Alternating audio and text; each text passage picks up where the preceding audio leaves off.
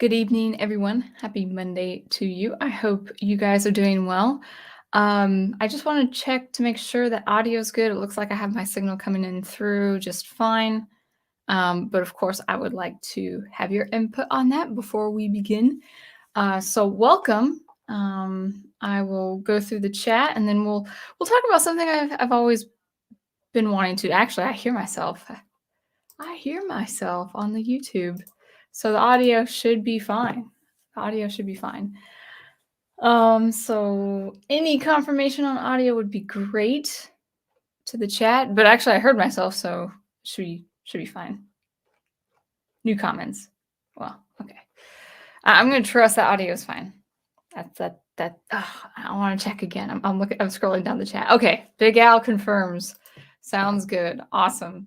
Okay, so thank you, Brian Gilmartin. Glad to have you today. And I actually hope a certain someone is on today too, but he might catch the replay depending. Because I would just really love your input, Daniel, on certain soundtracks because I find your interest. I find your opinion on certain recent soundtracks to be pretty interesting. But let's go ahead and welcome the chat, and then let's go ahead and get started on this fun topic. We're talking about electronic music, which is one of my favorite things in the world. So Big Al says first, we gonna rock down the Electric Avenue. I mean, yeah, why not? Get that kind of 80s Tron vibe. Daniel Heron, to the question, is it a good idea? Mostly not a good idea. And I really want to talk about why some people may think that, because there are reasons why most people would understandably dislike an electronic music score for a film. All right. Big Al also says, Legend soundtrack by Tangerine Dream is my fave. Love Legend. I actually meant to listen to that soundtrack before this stream. And then I realized I had listened to other soundtracks and I had forgotten to listen to that one. Never saw the movie. But I do love Tangerine Dream. I used to listen to Tangerine Dream pretty frequently, almost daily. And so I can imagine that being an interesting or even good soundtrack, but I have not heard the soundtrack, so I don't know. All I do know, I know two things about Tangerine Dream. One is I like Tangerine Dream as a band, and also Hans Zimmer likes Tangerine Dream. But I can hear the influence. I can actually hear a little bit of his influence being inspired by Tangerine Dream with something like the Dune soundtrack. But it's not Tangerine Dream. It doesn't need to be Hans Zimmer. Does not need to be Tangerine Dream. But I would say I would put money. I would bet in Tangerine Dream's favor that they could do film music pretty well. But I can't be objective as far as the film music they have done. I've only listened to their albums they've promoted on tour or something like that. So which I do like. I do like. And I can the music that I'm thinking of for the albums that I do like, yeah, that could be a scene for something. So Brian Gilmartin says, I guess it depends on what kind of story you're going for. Either way should be an interesting thing. Stream should be an interesting stream, and you are correct in that. And we'll talk about this. And actually, some people were bringing it up. Well, let's welcome Go Team Ghost Planet Go. Probably not the 10th reiteration, just an old friend of the stream. And then Dr. Y being funny. Happy Martin Luther King Day, Junior Day. Martin Luther King, Dr. Martin Luther King Jr. And my beloved, wise sage of a prof and remarkable man. Nice topic. I'm ready for your wisdom, gorgeous. Well, let's hope it's wisdom. It's more things I have observed as an electronic music composer and someone who is devoted to listening to electronic music. Ace says, the me from the future is enjoying the rewatch. Okay, welcome to the replay. I thought electronic music suited Tron Legacy, but someone can feel free to call me out on that. I'm gonna say you are right about Tron Legacy by the band Daft Punk. That music, that band, that music, that vibe, that atmosphere, that instrumentation is perfect for a film like Tron Legacy. I enjoyed both the original Tron and the Tron Legacy, the sequel. I would say is the sequel, as movies. But I do remember first. Actually, I used to stream on Pandora, the music platform Pandora, and Tron Legacy, the soundtrack for that, I used to just listen on repeat because it's good. It's really well done as a composition and instrumentation. So something like Tron Legacy as a setting, you really shouldn't do something like the orchestra, not even a library of instruments, whether it's with the real performers or a library of sampled orchestra sounds. No, something with the motorcycles, that have like flashing neon lights that trail behind them, that really does call for something like Daft Punk, Kraftwerk, Tangerine Dream could probably do something like that for Tron Legacy. So no, you're not wrong at all. That was the right score for that kind of setting. Wolf 10, also on Tron Legacy, says it's one of the few soundtracks where I am most enamored with. Certain movies don't benefit from electronic music, and you're making a pretty astute point on that. Oh, hey there, Sound Engraver. And we have a newcomer here. Let's see if I can say his name. Vasudevan Paniker.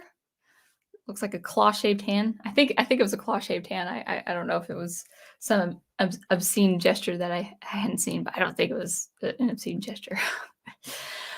You also say that. Oh, I forgot to mention what you said. You said 2049. Blade Runner. That soundtrack is seared into my darkest dreams, and you'll notice, yeah, if you guys had already noticed that colorful thumbnail of Blade Runner 2049. I've seen both films, and I really do appreciate both soundtracks. I like both films too, in their own way, and I did appreciate the experience, the visual and aural experience of Blade Runner 49. And we'll talk about that score. I actually, for my thumbnail, I wanted Blade Runner, and I wanted a picture of Dune, the 2021 film Dune, which is also composed by Hans Zimmer. Blade Runner is Hans Zimmer and Benjamin Wallfisch as well, because they are electronic tracks, strictly electronic tracks. From what I could hear of the soundtrack, I don't know if there are any orchestra instruments, orchestral instruments, but they're very, very much very different uh, compositions, very different feel. Each of the soundtracks have a very, very different feel, very different mood, which makes sense. You've got Blade Runner as kind of this dystopian action sci-fi drama, and then you have Dune, which is also action and also sci-fi. It's tense, but it's not necessarily dystopian. It's not strictly dystopian in that way. So sci-fi, yes, but very, very different experiences. So so I wanted both the Dune 2021 and Blade Runner 2049. But I couldn't find any good picture of Dune that was the right size for my thumbnails. So I just was content with Blade Runner 2049. But we will be talking about these different soundtracks. All right. Let's see if I'm missing anyone. Oh yeah, Alienated Entity is in the house. Welcome. Good to have you. Glad you are back.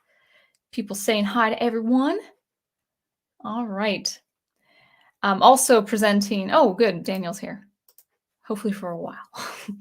But he can always catch the replay. I'm just interested in what he has to say about these different things. Maybe we'll talk about it on a certain stream in February. I don't know. Alienated Entity says, is it a good idea? Yeah, of course. It depends on the genre of the movie. It could be subtle or very noticeable. Exactly, yeah. So, we've got Miguel Espinoza, which is He's saying, hello, everyone. Welcome. Welcome. All right. Um, so I think if I apologize if I've missed anyone. I do want to get into the topic, and then I want to talk to you guys about all this great stuff, and we could talk about different soundtracks. If you guys don't mind, I do want to make some comparisons between different soundtracks as we go.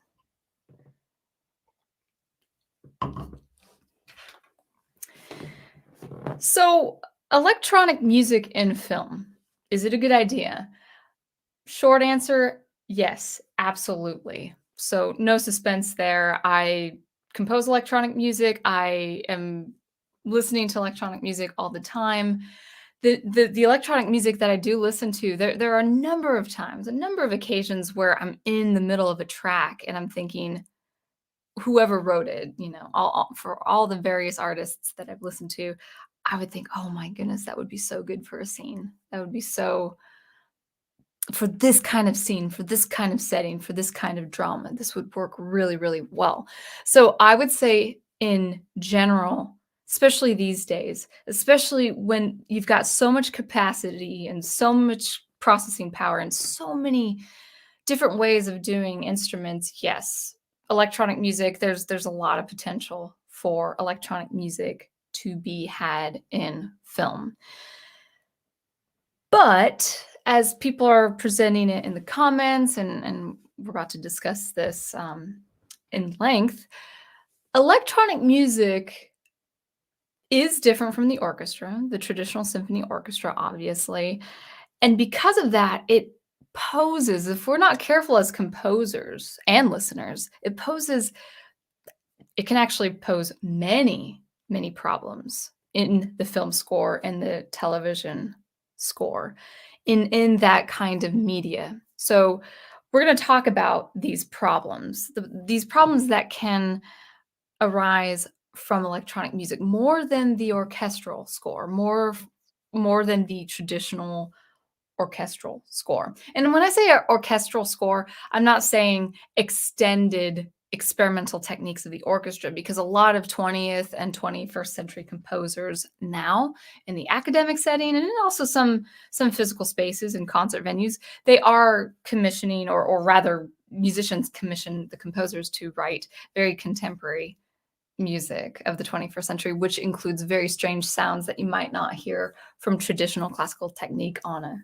trombone, for instance, or of course a violin, as the case with me. So I want to make that distinction first, that electronic music, for all its potential, for all its capacity, for all its range, can actually cause a lot of problems in film and in television if we're not careful.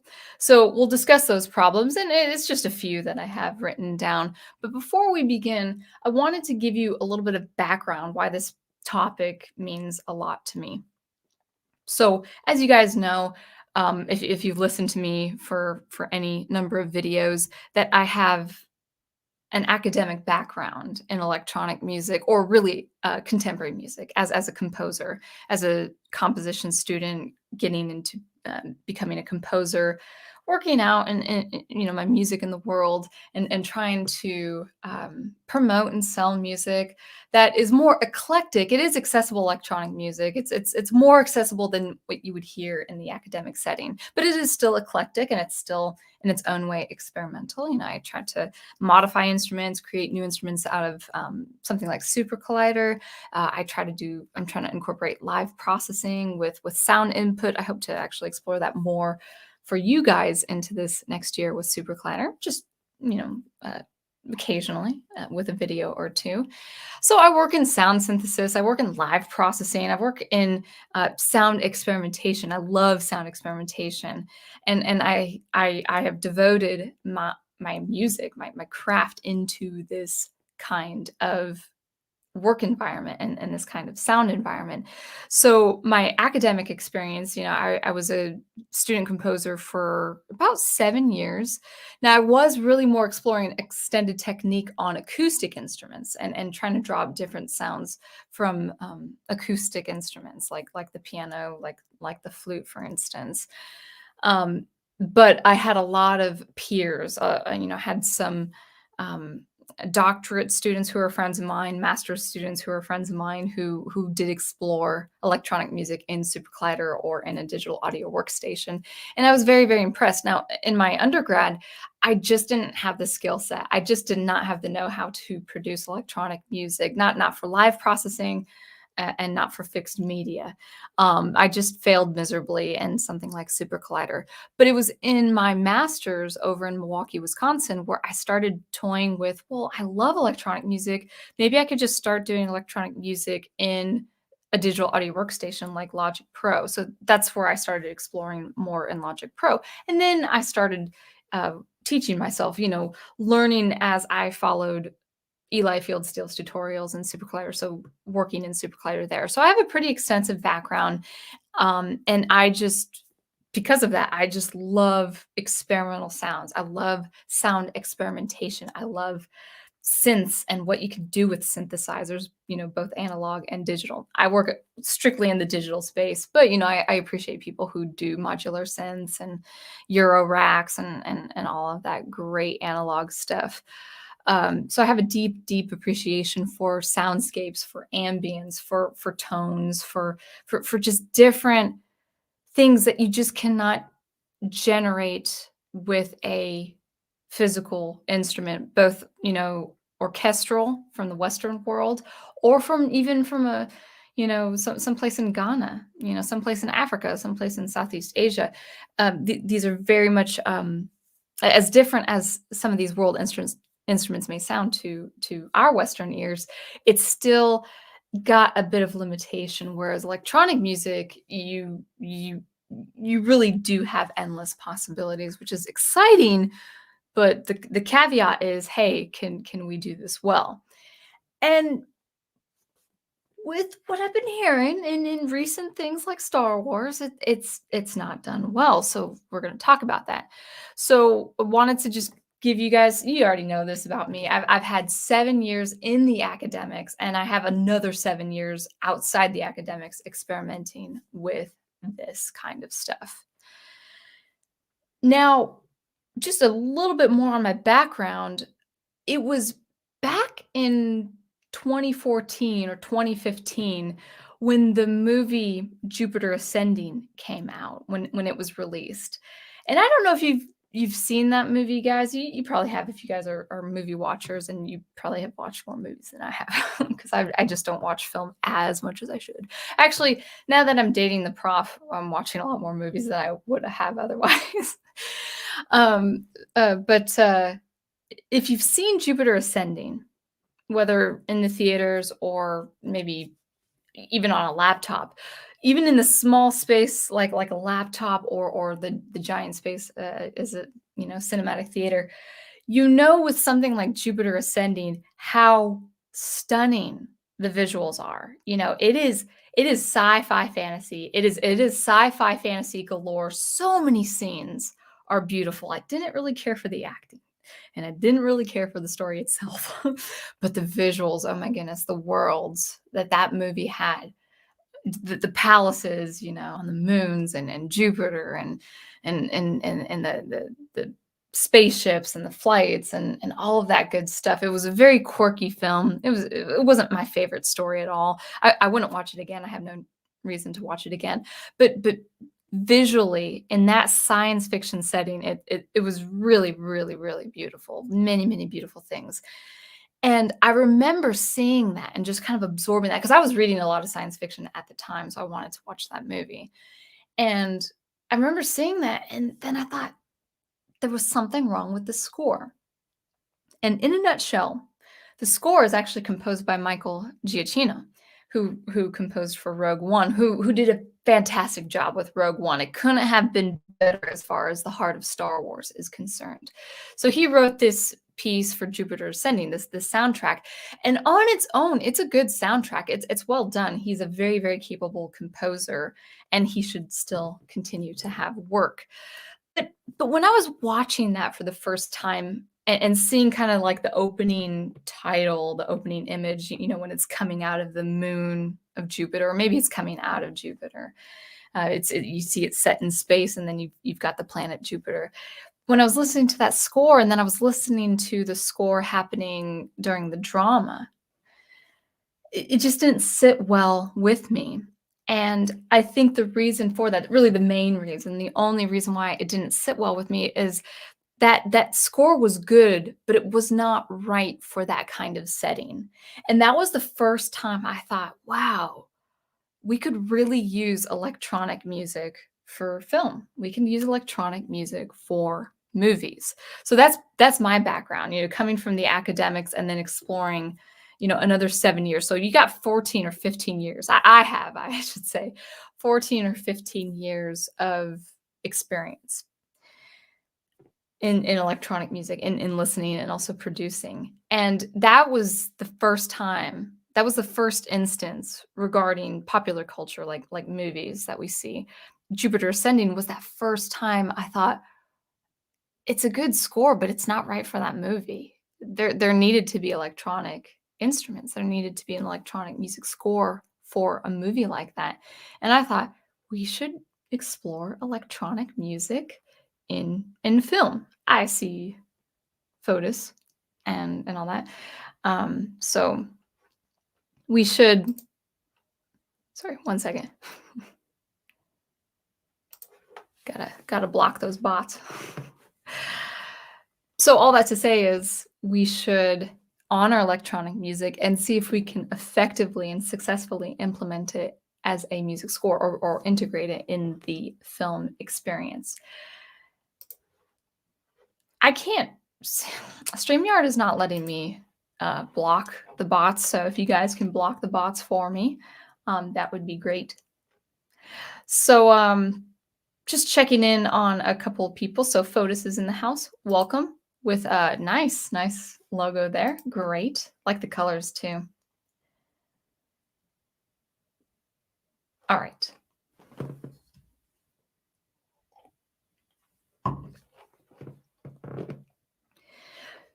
So with that background out of the way, anyone could ascertain that I am a proponent. I'm a huge proponent of electronic music, including electronic music in the score. So let's talk about a couple. I would say, two main things, two main problems why an electronic music score, if not well done, could be a disaster. It could be a disastrous decision for the film. I want to bring to the table an idea that people by and large would not pick up on. They would not register unless it was brought to them by someone who's in music, especially electronic music. And it's actually something I had not considered pretty much until recently, especially with listening to the recent Mandalorian score by Ludwig Göransson. Something that is not really an obvious thing regarding the electronic music score. And that problem is the mundane. So unlike the orchestra, unlike traditional orchestral instruments in the score, electronic music can actually easily bring about the mundane in your film experience, in your movie-going experience, which is a bad thing. Any kind of movie, no matter if it's depicted in the real world with a real city like New York City that you can physically go to, or that of the fantastical, most people, when they're watching a film or when they're watching a television series, no matter how realistic the world is, it's a matter of escaping to. It's a matter of going to another world, going inside another person's story, and being pulled out of your own world, the mundane. Now, I'm not saying life is boring. I'm not saying life is pointless. I'm not saying life is bad all the time or dull all the time. But real life, with all the adventures that we have, with politics and economics and family drama or whatever the case may be, work drama, whatever the case may be, our life our lives aren't really drama. Yes, we have a hero's journey of sorts, but not in the epic saga that you would see with with something like the Odyssey or something like Star Wars. So by that account, we are in the mundane of everyday living, and that's fine. You know, we can cherish our lives, we can love our lives, and we can have great meaning within our lifetime. But the mundane is our everyday experience, no matter what that looks like, for good, for bad.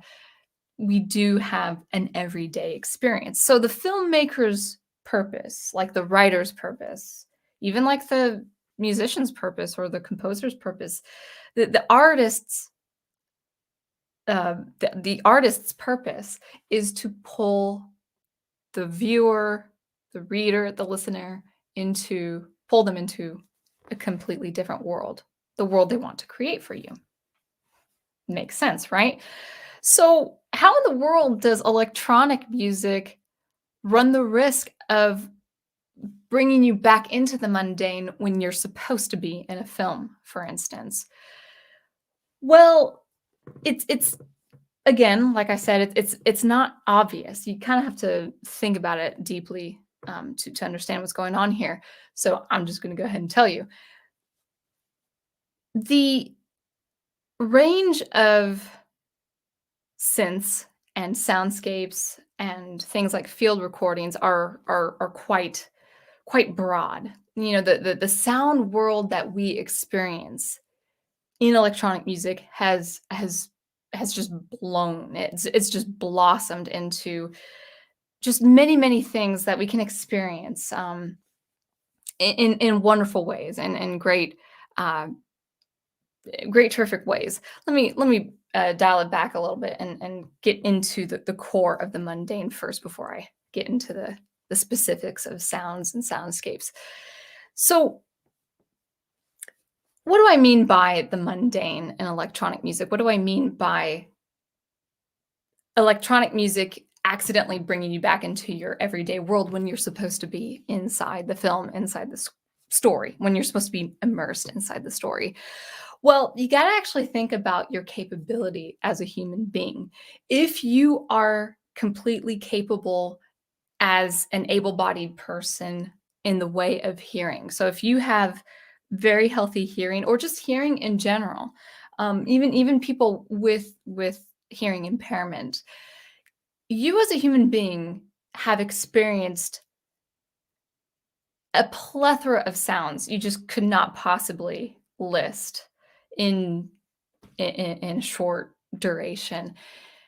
You experience sounds all the time, from the quietness of room noise to the drone of a fan to the car horn of a honking car to the pedestrian traffic outside if you live in a city, to the birds in the trees if you live among trees or if you're walking among trees, to the noise of an airplane, to the noise of you know, the din of people talking, maybe you know, involving a line at a cashier at a grocery stop or a grocery store, to train stations, to bus stations, to, you know, squirrels, you know, climbing out of a trash bin.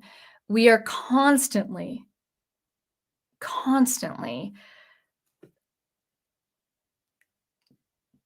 I don't want to say bombarded because we're not afflicted by it, but we are constantly receiving input.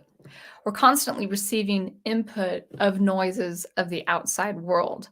Now, my experience of this actually has changed quite a bit because now, after so many years living in the city, I actually now live in the country. So I don't take in a lot of different ambient noises as I had used to. But people who live in the city or who go to work in the city or even a small town, you know, you're constantly receiving input of all these different sounds. And even more so, you're receiving input in a psychoacoustic way. So what do I mean by psychoacoustics in the very general sense? Because that's another subject altogether. Psychoacoustically, you are receiving input not just where your ears are, hard left, hard right, or this is your left, this is your right. You're not receiving sound just at your ears. You're receiving sounds at the back of your head, at the top of your head, at the corner of your ears where your earlobes are. You're receiving sounds below your head. You're receiving input with ground energy like floor noise, or whether it's like with a subwoofer artificially, or whether it's with a construction worker with a jackhammer. You're receiving constant input, not just at two fixed points with your ears. Your whole skull, your whole head is like this conduit where it's receiving all sorts of frequencies and all sorts of um, resonance and input of resonance. You're receiving all sorts of amplitude. Maybe you're receiving a lot more amplitude at the back of the head than below the head or above the head. So psychoacoustics is is actually it really works more in the musical structure of electronic music, where composers are trying to orchestrate sounds at different locations so you can receive it acoustically, outside the skull, around the skull, and inside your brain. That's a very general impression of psychoacoustics, and I'm not going to explore that right now.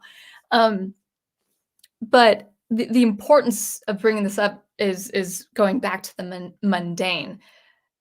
You're always receiving input. You're always receiving input and amplification of all these different sounds, of all these different sounds that may have pitch, that might not have pitch, that might have some inharmonic pitch that is a mixture of pitch and non-pitched things. And that is part of your everyday experience. Now, what does this have to do with electronic music? Well, as of late, I would say especially the last decade or two, electronic music composers, myself included, have explored working sounds in a very musical way, and in a very much a narrative inside an actual musical narrative, where certain sounds that you might pick up while walking in the city actually have some meaning and some musical context. And it could be done very, very beautifully. It could be done wonderfully and have some emotional impact and some spiritual impact. Maybe just like something like the ambience of a cathedral. You don't hear any choir singing, you don't hear any chamber ensemble, you don't hear any organ, but just the somber ambience that can come from just being inside a cathedral. And then recontextualizing that in another way with an outdoor sound, or a sound of a child speaking, or a sound of a man speaking intimately to a woman. So composers have now very much. I mean, I would say as far back as 40 or 50 years, but effectively, the last 10 or 20 years, composers have tried to incorporate real world sound phenomena in the musical context in a very meaningful way.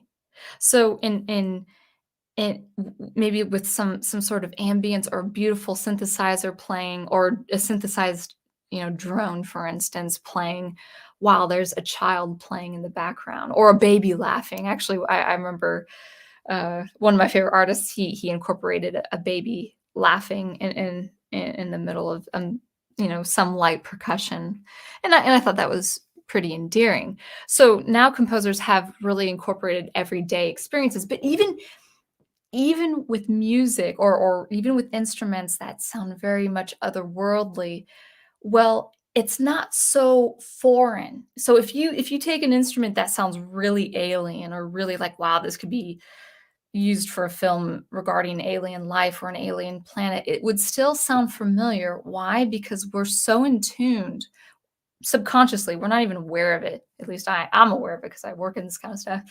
But we're so in tuned with resonance and fundamental frequencies and partials and overtones that what may sound like an alien instrument still makes sense to us because in some way we've heard that resonance, we've heard that fundamental frequency, we've heard those partials and the physics and the mathematics of that sound in another context in our everyday life because we're just so in tune with receiving all this sound input. So it's cool, putting city sounds, for instance, in, the sounds of the urban, for instance, in a musical context. It's been done really since the 1970s or before, but I would say safely 70s and 80s and up until today. Putting that in a meaningful context and then having beautiful music with that, and then or incorporating more otherworldly sounds and alien sounds with that, and in a beautiful tapestry. There's a lot of potential with electronic music. Electronic music is absolutely beautiful. But because of this, you run the risk of electronic music sounding like the mundane of our everyday experience. So, for all the range and for all the psychoacoustics involved in electronic music, you run the risk of going back to the mundane of your real world experience. So, things like Hans Zimmer with his use of low drones and low frequency oscillation in something like Blade Runner 2049, along with Benjamin Wallfish, whatever he has incorporated there. They're beautiful. The ambience, the drone, the instrumentation of Blade Runner 2049 is really quite striking. It's very riveting. It's just a wonderful set of instruments. But over time, it can actually get tiresome. If you listen to the track by itself without context of the story or the drama, it actually can get quite tiring or even generic sounding. As beautiful as the instrumentation is, as wonderful as the instrumentation is, it can actually almost get a little dull. And when that happens, the person could actually be pulled out a little bit. Maybe Blade Runner 2049 is not the best example because you really do feel like you're in that world, that kind of dark action dystopian feel. You really do feel like you're in that world. So that's not the best example for what I'm talking about. But I will say, narratively speaking, if you listen to the Blade Runner soundtrack by itself without context of the visuals and the drama, it actually can, as nice as it sounds, it actually can get quite tiring after 30, 40 minutes of music. Excuse me. So the electronic score runs the risk of pulling you out of that world, bringing you back to your everyday experience, bringing you back to the mundane. Whereas before, the orchestra, the traditional orchestra, did not have that problem. So how can we fix that in electronic music with the great instrumentation, like the great instrumentation of Blade Runner 2049? How can we do that? I would say we actually would, as composers of electronic music, we'd actually have to go back to the compositional methods of the orchestral score. It's not to say you have to do a note by note transition of the score. So whatever note this clarinet is playing, okay, do the same for an electronic instrument that sounds like the clarinet. No, it's not. You're not transcribing. You're not taking strictly out of the orchestra and plopping it into a more electronic feel. That's not what I'm saying. What I would say is the proper use of two things: instrumentation and orchestration. They are two different things. Instrumentation is your selection of instruments. So the orchestra, for instance, has a general especially in the time of, late classical music, they had a general selection. You would have a horn section, you would have a wind section, involving maybe two flutes, three clarinets, two bassoons, one oboe, one English horn, you know. You'd have maybe a 30 to 40 piece string ensemble, including first violin, second violin, viola, cello, and double bass. So you would have like a hierarchy. If you look at a orchestra score, online, you can see there's actually a hierarchy of winds, then brass, then strings, maybe including a piano or celestia or celestia, however you pronounce that instrument.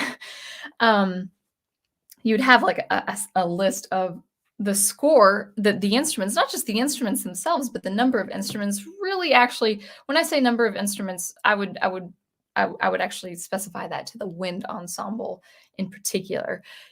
Wagner would have a different number of the same instrumentation than Schumann would have, even though they're grand symphonic composers. Wagner just has a lot more instruments, so the instrumentation would stay the same. The number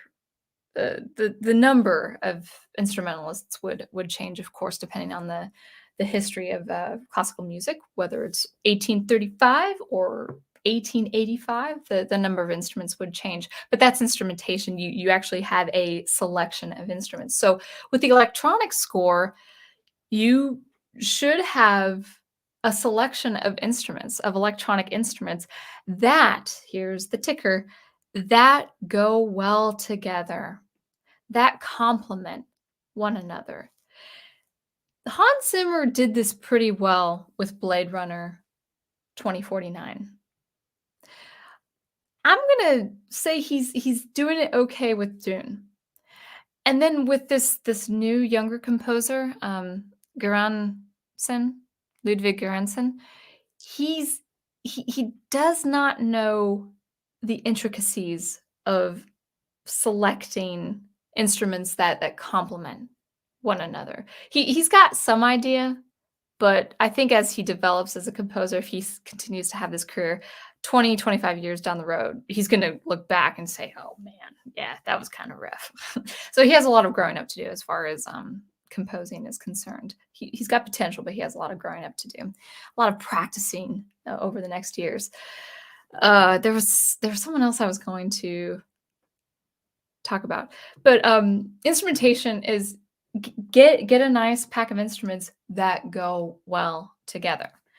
Now, orchestration is a little bit like instrumentation, instruments that, have that, that complement one another. Like the orchestra, we know what the orchestra sounds like. We know what the symphony orchestra sounds like. But orchestration is another step entirely. In fact, it's like several steps. Orchestration is, okay, I've got these instruments. They have the potential of complementing each other and working well together, but now I have to work it in an effective way and in the musical narrative. How does this instrument work with this instrument down here? How does the counterpoint work? I mean, music is a temporal art form. Therefore, the passage of time and space is really key. It's really integral. So if you don't know how to work the instruments and make them, work well together as they're moving in time and space, then you've got something lacking. You've got something that could otherwise sound very generic.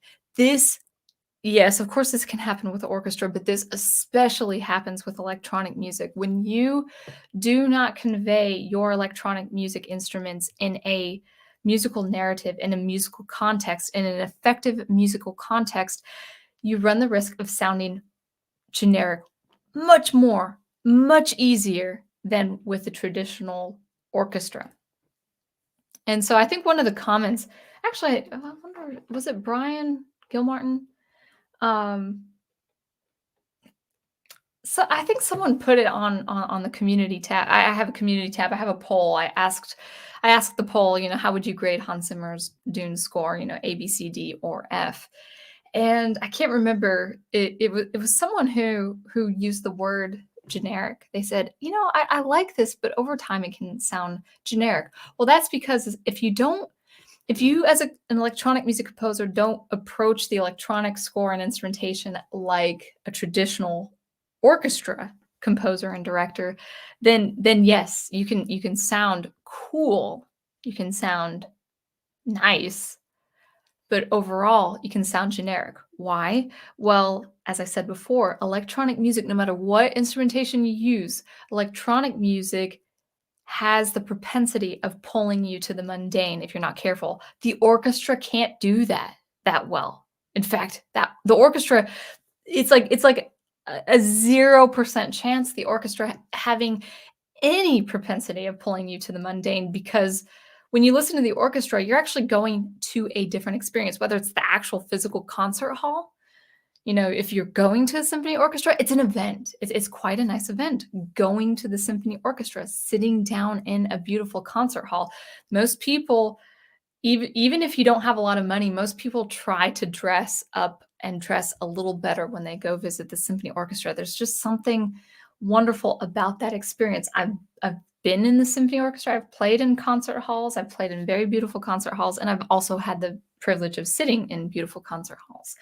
And so there, with the orchestra, you're already in a kind of immersive experience that takes you out of the everyday life. That's true also when the orchestra is used for something like films or games or television. You don't experience the orchestra in your everyday life, in the mundane. With electronic music, you can, because cool sounds and the acoustics and the resonance of nice sounds may sound familiar to the outside world, outside your home.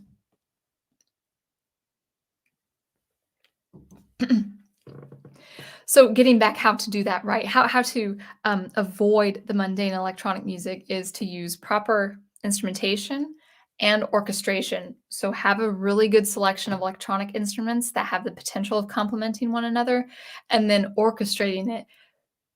Be poetic, have an effective musical narrative for every instrument.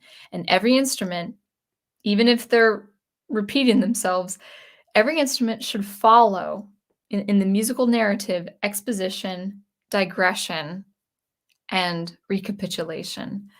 In kind of like a 3-act structure, you got that exposition, then you've got that climax, and then you've got that resolution. So it works that way with instruments as well.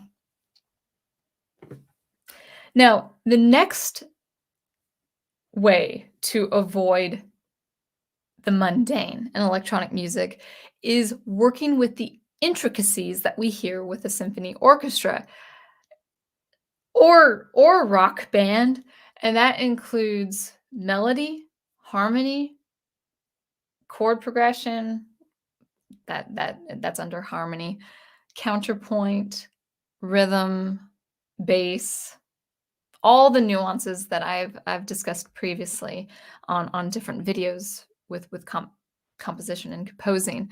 So it's not enough to just have cool sounds that have like drones and mood and really cool soundscapes. You actually, as an effective composer of electronic music, you have to have development. You have to have those instruments climactically going somewhere. And it's easier to do that when you have a melody, when you have harmony, when you have a bass line, and when you have a rhythmic section. It doesn't have to follow the formula of a rock band, and it doesn't have to follow the formula strictly, the formula of an orchestra, but it has to have those elements to better keep you locked in that immersive state that is the film or the TV series or the game.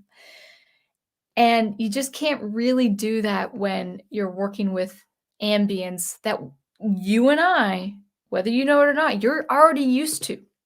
Just being a human being and living the everyday life. So those are my thoughts. That's the main problem, I would say, with electronic music. That it has a propensity, a very strong propensity of pulling you into the mundane.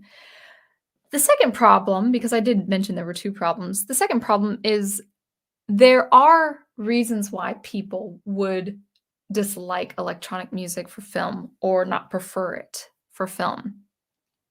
And we're gonna get into the chat a little bit soon and maybe discuss it in length with you guys, as a form of discussion. And this won't be very, very long, but I have a couple more notes.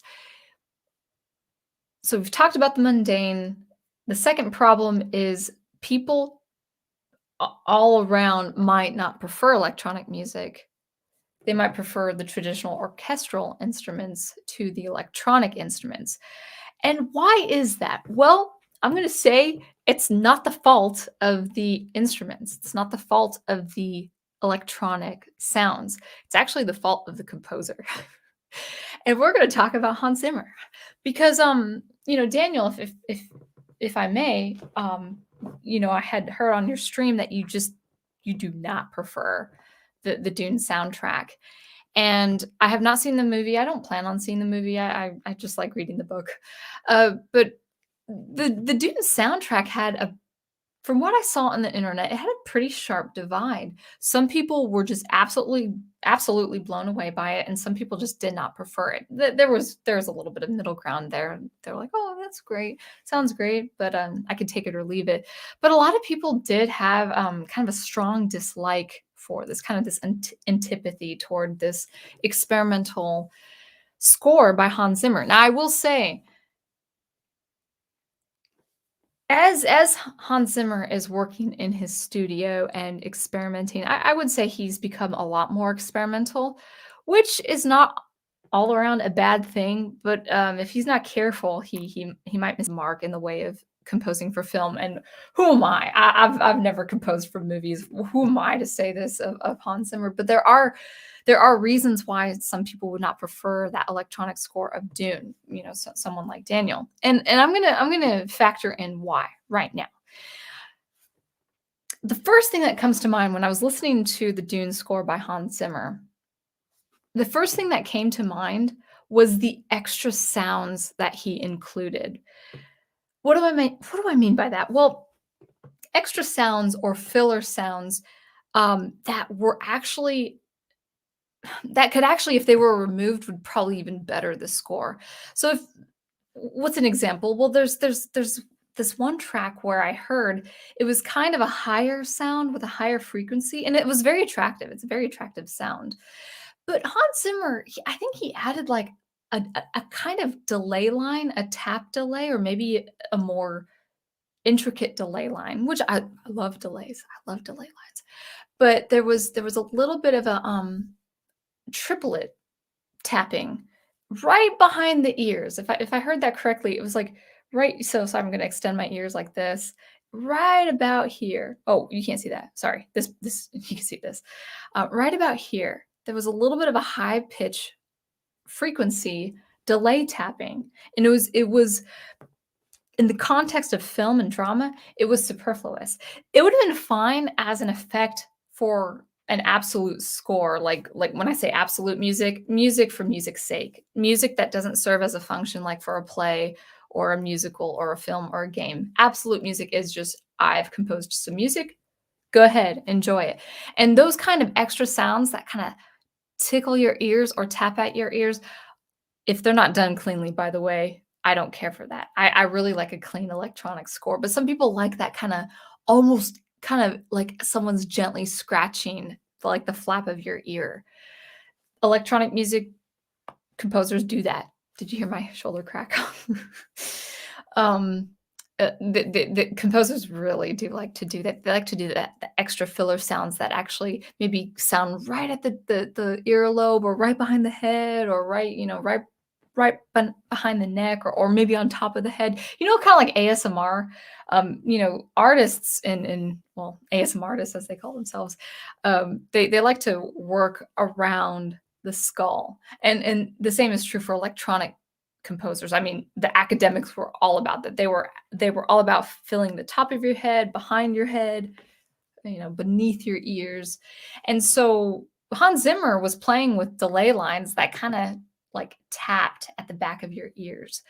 The sound itself was not a problem. It worked in the instrumentation, but that filler sound, especially if it has a visceral, kind of tangible feel, like you can almost touch the sound or feel it. I am called sound engraver, so I'm very sensitive to these kinds of things. That could actually irritate someone. That can really irritate the listener. And maybe Hans Zimmer was going for like an effect like, oh, it's a lot of sand here and it's a lot of dust storms here. So maybe I should make it gritty. Maybe I should make like a high frequency sound that kind of really sounds like sand at your ears. And to be honest, I would say that's a little too literal if he was going for that. And that's one reason. I would say that would be one factor why people just did not prefer that. There was another instance where there's a lot of like whispering and talking about like this with a lot of delay lines, with a lot of delays tapping at your ears. That is just, it's experimental. It's cool in a surround sound studio, but is it really effective in the context of film? And I would say generally, no. I would say it could probably distract people for the worst, and it probably could irritate people. So the extra filler sounds that actually do feel like it's you're feeling something at your ears, that kind of tangible, visceral feel, and that could actually drive some people crazy. So with my electronic music, I like the extra sounds if they're done in a clean way, if they're done in a nice, precise, concise way. Like you don't want too many words in your sentence in your prose. You want to get to the point in an effective way, in a beautiful way. Like I remember William Gibson, the sci-fi writer. He works in prose very, very well. Excuse me. One second.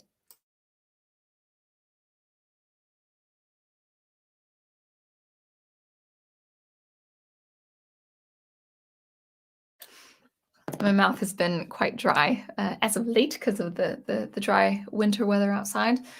So what were we saying? We were saying we were talking about extra sounds.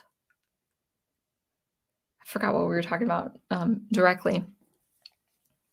But we were talking about the kind of the whispering chanting that Hans Zimmer did.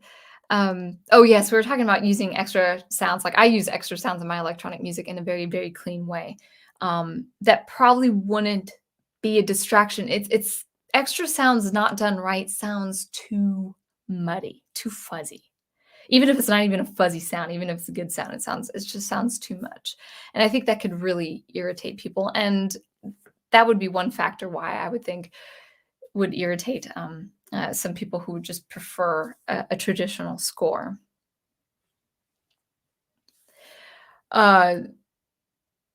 So the extra sounds, and then yeah, I would say it works. That kind of extra filler works in the context of the music by itself. So if you were to listen to the music by itself as an absolute piece of music with no function to support a film or a game, that works. But in the context of film, the extra sounds aren't necessary. But put it in the chat what you guys think. What you guys would find attractive about electronic music, or the recent electronic scores that you have heard, or something that actually irritates you. Why I would be curious is why what would attract you to electronic music, and then what would actually put you off, because it's a balance. Definitely is a balance. So I hope you got a little bit of gist, especially in the way of psychoacoustics and absorbing sounds on a daily basis, and why electronic music would actually bring you back into the mundane when it really should pull you into that world. And it can be done. It can be done cleverly, but you have to do it right with instrumentation, orchestration, and the intricacies like melody, harmony, bass, counterpoint, climax, resolution, all that great stuff. So those are my thoughts there. All right, we're getting back into the chat. As far as electronic music, guys, as far as that's concerned, I really feel like I've just scratched the surface. But this is longer than a stream Might be a blog one day, maybe a fixed video another day.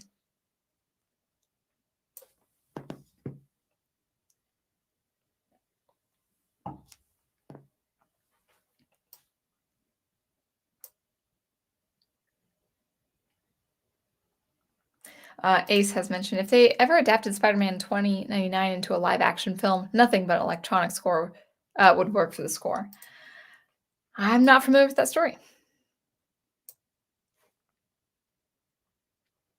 Uh, Go Team Ghost Planet Go is suggesting Batman Beyond if they make a film should have techno or electronic score. I haven't gone that far. I've only seen Batman 89. Wait, is that the animated or is that the live action? I can't remember.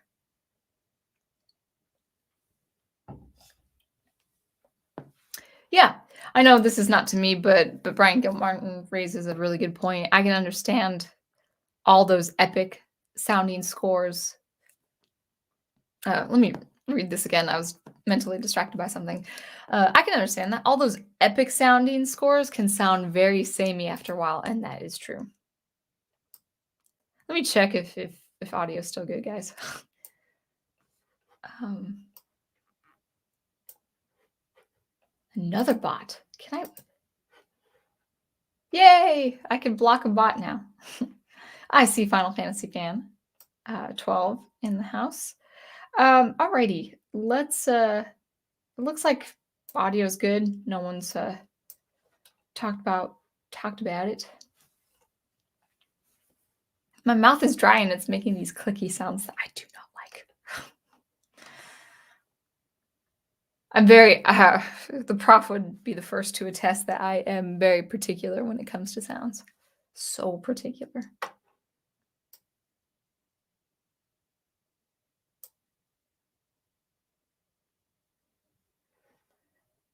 Daniel Harris says, I liked Jupiter Ascending, but I haven't seen the movie. I think Daniel, your mileage may vary there, but I thought with the visuals, the score was good.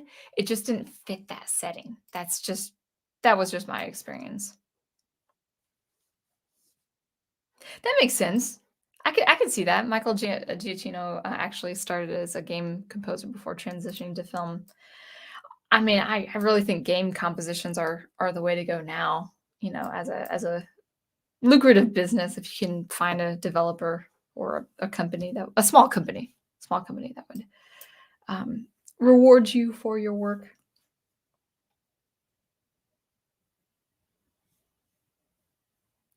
Oh yeah, Photoshop. Yeah, your opinion of Hans Zimmer is a strong one. Mundane is how I describe those boring scenes in Zimmer's Batman works. He was a little bit more creative with the score of Inception. I haven't seen the movie Inception. I've always meant to, and I just never have. A little bit more creative. So this is actually the trajectory of Hans Zimmer in the last 10 years or so, starting with Inception, or actually really starting with the Nolan films with Batman. Um, Batman with the Nolan films, the instrumentation is interesting, but it really just is. It has that way of sounding epic without any real energy, which is weird, which drives me nuts. It's just like there's so much he could have done. So his score for Man of Steel is not that great. His score for Batman with Christopher Nolan was not that great. It's epic sounding, but it really just it doesn't go anywhere. There's one theme. There's one theme he did. There was one theme he did at the end of Batman Begins that is gorgeous. I don't know why he just kind of left it at that. It's beautiful. It's heartbreaking. It's a theme for family between him and his parents, and then him with Rachel Dawes, Katie Holmes' character, and it was gorgeous. It was such a gorgeous theme. And then he didn't really do much after that, besides sounding the same and sounding like Christopher Nolan. So with him, with Batman, with Man of Steel, it kind of got that like kind of drumming sense, trying to sound epic without having a real resolution or conflict and resolution. Inception was a little bit more creative. Now with the Nolan films and Inception and Interstellar, which is even a little bit more creative, a little bit, not that creative. I was listening to it again, and I'm not that impressed. um, from 2010 to 2014, Hans Zimmer was working with the orchestra and electronics, and there's great potential with that, and he should have stuck with that. It did sound kind of more or less the same. He does the same chord progression every time, and it sounds cool. It's a great chord progression, but when you do it for every movie, it gets kind of sounding the same. So he doesn't really branch out with his chord progression. Um, so he was kind of stuck more into that orchestral sound with the Nolan films, with Interstellar. Is Interstellar a Nolan film as well? I can't remember. Inception, I think, is Nolan. Um, and then kind of branching into things like Blade Runner and this Dune soundtrack, he started becoming way more experimental. But it's strictly electronic music, but his music really works. I'm gonna be honest, guys. His music works if you go to his studio. If you took a tour of his studio and you sat in the sweet spot with like the 5.1 or the 7.1 surround sound, it would be interesting that way. I have a feeling, because I know I would fall into this trap as a composer. I have a feeling that Hans Zimmer works in his studio with all speakers involved here. And he composes like, oh yeah, that sounds so cool behind me. But what sounds cool behind you from a distance, like 6 to 9 feet away, sounds like in the headphones. Now I have been working with my speakers. I've got these great speakers on my workstation. I'll have to send you a picture of it sometime and show you my studio setup. It's very simple, but I like it. And I mix with my speakers and my headphones. I mix with both. Like I make sure that the low end is right for both the speakers and my headphones.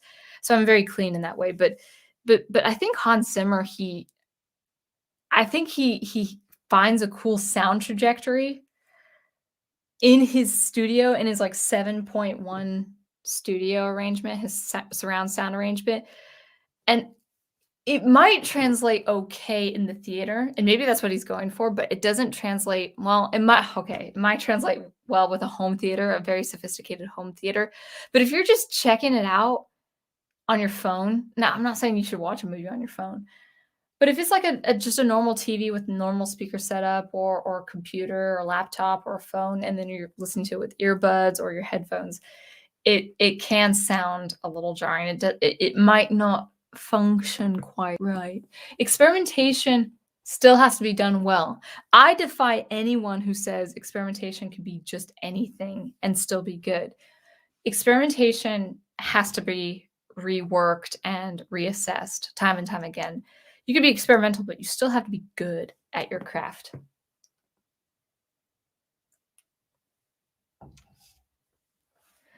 Oh, Voda says, I finally finished Arkham Origins last Christmas. Yeah, good. He finished it too. And you loved it, and I can't believe I skipped it in favor of Arkham Knight. And that's a pretty. It does kind of sound Hans Zimmerish, the soundtrack, but it's not bad. It's for a game. It's a good soundtrack.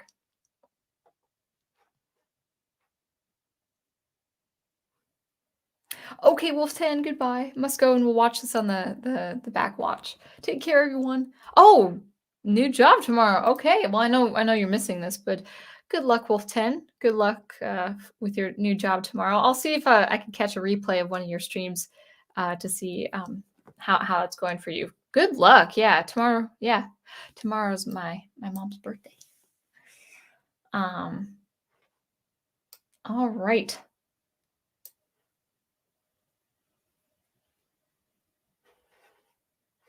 Fotis and stuff says psychoacoustics is the heart of binaural and ambisonics and surround sound, and even plain stereo and multi-channel expansion is so cool. And I love it. I absolutely love it, but it is its own medium. It really is. You know, music for the concert hall for surround sound, that's very different from the cinematic experience. They are two different things. They are two different experiences. So I think the composer, the electronic music composer, really, really has to proceed with caution.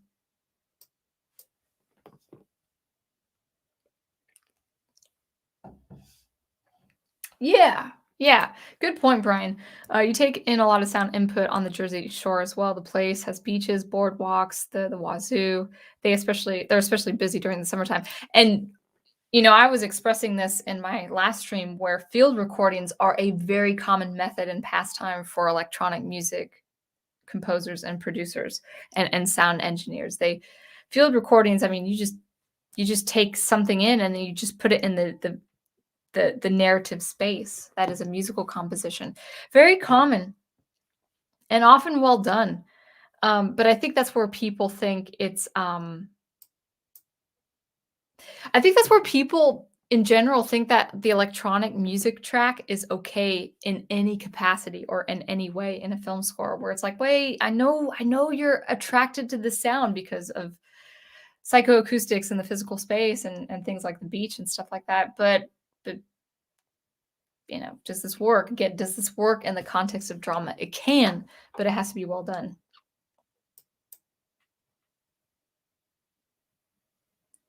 Oh yeah, Foda says, I've probably said this 1,000 times, but I'm a huge fan of Trent Reznor. Atticus Ross, not familiar with him or her. I don't know the gender of that name. And they remain two of the few electronic film composers who always tries to something new each time. Yeah, that's good. Yeah, Trent Reznor, I love his orchestration and instrumentation of his music. Nine Inch Nails is kind of uh angry, but you know he's more than Nine Inch Nails though. That's not being fair. I actually listened to his film stuff, um his film music.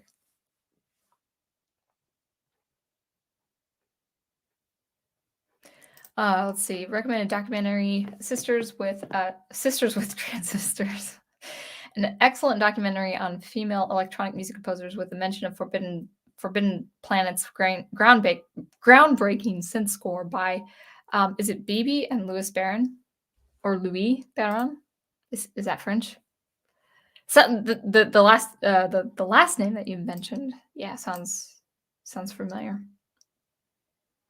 Fotis says, I was disappointed by Blade Runner 2049 soundtrack. It was really made at the last minute due to Zimmer's tour commitment. Interesting. It's too safe. It rips off Vangelis' original too much and cheats a lot. Yeah, Vangelis. Oh yeah, the original score is really good. Um, that's another thing I wanted to bring up is the trajectory of sound production, overall sound production with the score. So I will give Blade Runner this much. The score Blade Runner 2049. I will give it this much. It it's accessible in the way that it is well produced. It's got a softer tone to it, even with all the resin. Actually, there's this one track that's like, okay, Zimmer, that was way too much resonance in your sawtooth oscillations. Um, but it's like I love sawtooth. I love this sawtooth oscillator, and I think it has so much potential for resonances and control oscillations and all that good stuff. But there's something about just pitching it so high and resonant. It's like, oh, okay. You obviously wanted to electronically like be an electronic resemblance of the sea. I get it, Zimmer. But that was way too much. It was way too long. It's a cool sound for like 10 seconds, and then don't do 2 more minutes of it. But besides that track, actually, most of that was it. It was kind of a soft feel. It's still quite polished as far as overall production. I'd actually would give it like a 9 out of 10 as far as production. Dune, um, it's not produced that well as far as what instruments should be more pronounced and which should be more in the background. And the overall production, I'd probably give it like a 7 or 8 out of 10. I would say it could be a little bit cleaner, a little bit more present.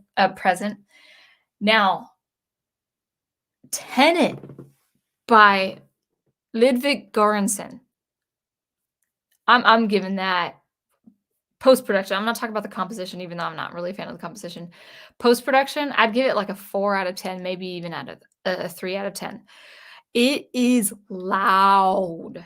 It is loud and unbearable. Maybe the YouTube channel that posted it just put it at an amplification. I'm not hearing the original production of it. But if that is the original production, it is so loud, so tedious, so tiring, so exhausting because it's so loud. And Göransson, what he does is a side chain. He side chains his instruments. And I would say you could do a side chain well, and you could do a side chain softly and beautifully, or you could actually have a pretty dynamic, sharp side chain, but it could still be done in a way that's not so grating to the senses. There's a lot of parts in the Tenet track where it's like this like this kind of resonant thudding, and then that's being used as a side chain for almost the whole sound of the electronic track. So rather like side chaining one track, like maybe a synth with like a kick drum or something like that, that's done well in EDM and different kinds of tracks. Sometimes harshly, but I actually know how to do a soft kind of side chain. But Göransson, it sounds like he's side chaining every track. Like, so instead of one instrument, he's side chaining like every instrument. Or if it's just one instrument, it's like a really loud, overbearing instrument with like constant thudding, and maybe it's a slow side chain. It's like it's going "Bwah, bwah." That's what it sounds like. That's exactly what it sounds like if a human could do it. It's like all this electronic music at incredible volume, just really harsh, loud amplification. And it's like this thing screaming at you like "Bwah, bwah." I mean, it sounds like a dragon, and it's not done well. It's so grating to the senses. So you go back 7 years, with Hans Zimmer's. Well, Blade Runner was 2017. What am I thinking of? Well, we'll start with Blade Runner. Not even 5 years, like 2017. And it's electronic. It's strictly electronic, but there's a soft edge to it. It actually is quite refined when you listen to it. And then you go to Tenet, which was that 2020? So not even a few years later. Different composer, but he's inspired by Zimmer, but he just does not understand how to incorporate amplification in his post-production, his final product, and it's really jarring. It really unnerves you. You feel like your molecules, like the cells in your body, are being ripped to shreds. It's just not. The composition is like a 4 or 5 out of 10, and like the post production is like a 2 out of 10. And Nolan, I don't know why he wants that sound quality.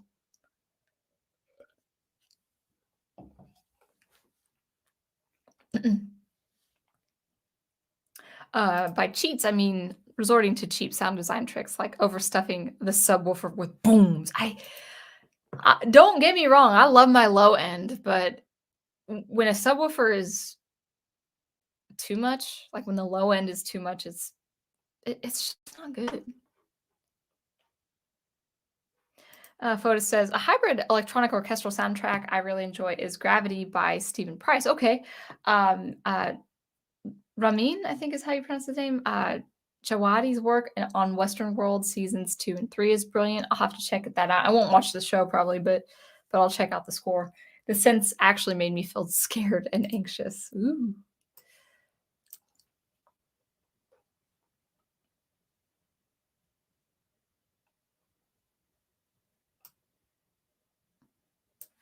So other references. Let's go ahead and check out what Brian has to say. I said this before, but I wasn't really sold on the Dune soundtrack. That may have been because of how overpowering it was, even for me as a metalhead. That's especially interesting. So you're already used to loud instruments. You're already used to loud instrumentation and production. So when you say overpowering, Brian, I'll give you some enlightenment. When things are overpowering, when they're just kind of just in your face, it might not be volume on its own. It actually might have something to do with presence. Something in an overpowering score or just an overbearing score in the way of presence might be, okay, this low end thudding here is a good sound, but it should not be the first thing you hear or the loudest thing you hear. It needs to be complementing the rest of the stuff. So an overbearing score, or something that's kind of overpowering you in a bad way, is something with presence that should not be on the foreground, something with presence that actually should be dialed down. And I struggle with this, even with working with a mastering engineer. I'll listen to my albums sometimes, and albums that I had worked on, a couple years back, and I'm getting better with the overall quality as I move forward. But there are some tracks where I'm like, oh, I wish that instrument wasn't so present. And that's just a learning curve. I wouldn't stop releasing music, until I had that right, until I had that perfect. That's not the case at all. But overbearing or overpowering might not be just volume alone. It actually might be presence, or let's do the opposite. So I was talking about too much low end, sometimes too much high frequency. We have the range of, the standard range, or the very healthy hearing, is 20 hertz to 20,000 hertz, or 20 kilohertz. And we don't really perceive pitch that high. Like, really, after 12,000, maybe 15,000, we're more aware of presence than we are of actually hearing the frequencies themselves. But let's say you did dial it up in presence and amplification. Let's say you dialed up the high end like too much, even if you couldn't perceive it in volume. There's something grating that's like, that is not the right balance. That's not working well for me. And electronic musicians, when they're just too caught up in the experimentation, and playing these games and tweaking these knobs, and putting these patches together, they're like, this is great, this is the greatest sound. Sometimes they're not thinking about balance. Sometimes they're not thinking of orchestration. And it's interesting that you pick that up, Brian, because I don't think you're the only one. I think people who aren't even aware of what's going on in the sound world and in the music world, they're like, why does that bother me? Why does that bother me? Like, actually, I think I've used this example in church. When I was in Raleigh, I was in a fairly small church. The capacity was 200 people. So 150 to 200 people, fitting in a room. So it's a big room, but it's not huge.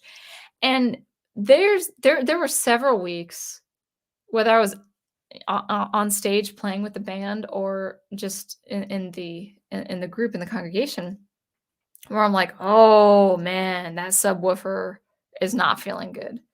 Like, either you would feel it on one wall on one side, or if you're on the opposite side of the building, it would be like assailing your heart. And the sound mixer, I really, in that space, I really didn't work behind the sound and slides, so I actually don't know how they perceived the bass. Maybe they didn't see where the sound guy was. His feet were elevated by like a foot and a half, so maybe he wasn't perceiving the ground energy like the rest of the congregation or the band. And I remember bringing that up. I'm like, and here's the thing: I was in tune with that because I'm a composer and a musician.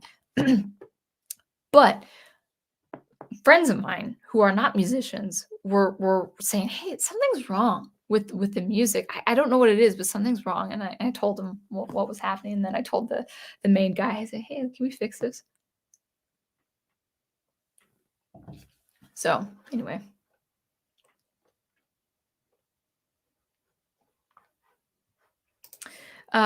Cristobal Tapia de Veer is one of the most innovative and underrated composers. His avant-garde blending of electronic, acoustic, and even found sounds in Utopia UK was breathtaking. Well, I'll have to go back to this stream and see these references. Daniel Lepatin. Oh gosh, how do you pronounce that? Onothrix, Point Never, composed an acclaimed electronic score for the movie Uncut Gems, but I barely remember it because the movie itself was too intense for me to notice the score. Wow.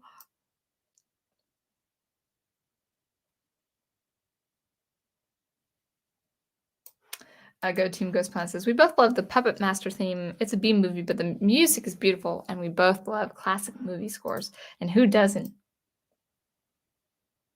I'm probably gonna skip the horror part, photos, because I'm like I know sound effects and synths can really work well with horror. I've composed some, or I've generated some very frightening sounds. Like, oh, this would probably work for a horror score, but I'm just not into it myself, so I would never compose for a horror score.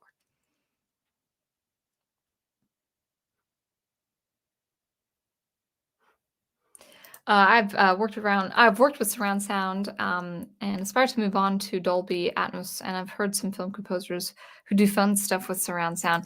And surround sound is great, but it's like you really have to know how that works, for mic placement and in the digital audio workstation. Not so much with Super Collider. I feel like I could pick up surround sound if I had a surround sound studio, which I probably never will have. I actually, I mean, as cool as it would be to have that, I don't really see the point of me outside of college having that. But I could see why some people would really want something like that. What was I saying though? But yeah, in the digital audio workstation like Logic Pro, it's like if you don't know what you're doing, it could sound really, really awful. So what I actually do, what I work with for that kind of context, surround sound is actually multi-channel expansion in the stereophonic space. So how can I really make the stereophonic space work in my favor? And Super Collider has been a very flexible tool for something like that. Okay, so Zimmer does that too. I don't listen to stereo. Let me see if I can do his accent. I don't listen to stereo. My life is in surround. Yeah, no, you say it like this, like my life is in surround. But like everything else, he overdoes the surround effects to the point where they take you out of the movie. Yeah, that's the thing with surround sound music and effects is like it's supposed to be artistic in strictly the music sense. So if you do something like that for the sake of music, that's fine. That's what most of the people I listen to do, and it's wonderful. But when it's done in film, you don't want to be distracted at all. There's nothing in the music that should pull you out, even if it's a cool sound or a cool effect. It doesn't work.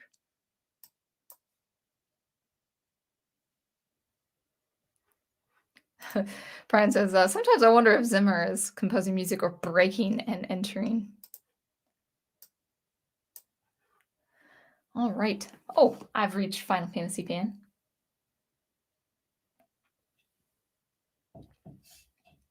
Yeah. Photos, that's a really good point. I see electronic music scores in the same way as regular orchestral ones. There are scores I love, Tron, Blade Runner, and scores I dislike, Scarface. Never seen Scarface, so I don't know. And actually that is right. And I'm going to go on just a little bit of a tangent. As an electronic music composer, having a classical background, having been classically trained in music, loving classical music now, loving it today. Like a few days ago, I just was entrenched, just immersed in the finale of Dvorak's New World Symphony, the fourth movement. It's so good. Well, the whole symphony is good. I'm just amazed at that level of composition. I'd love to do like a reactionary video to it, but I don't know if I can actually play back the video on a video and post it on YouTube. So I love classical music. I like a lot of the jazz standards. I love fiddle. I like folk a little bit, but it has to be done well. But I love my upbringing in the orchestra. I love my training in the orchestra, and I love classical music, and I think I have that as an advantage. As a violinist, I have the advantage of going back to the classical technique, going back to those tried and true compositional methods that the orchestra composers worked with, the greats like Tchaikovsky and Stravinsky and Schumann and Beethoven and Mozart. They just had a handle on the musical narrative.